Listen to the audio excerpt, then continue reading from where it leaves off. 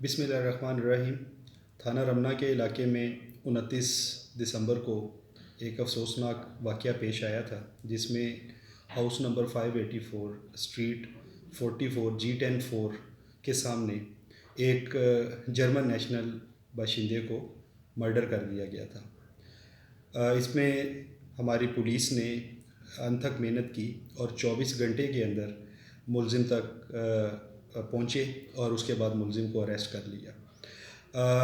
ابتدائی تفتیش کے دوران ملزم نے یہ ایڈمٹ کیا کہ اس نے اس شخص کو قتل کیا ہے، اور اس کی وجہ یہ تھی کہ یہ شخص مقتول کو فالو کر رہا تھا اور اس کا مقصد مقتول سے اس کی قیمتی اشیاء چھیننا تھا۔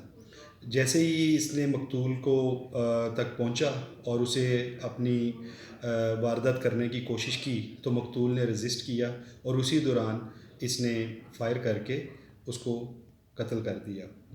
اسلام آباد پولیس نے ٹیکنیکل ذرائع اور دیگر انٹیلیجنس کے ذریعے قاتل کا پتہ لگایا اور اس کو اریسٹ کیا۔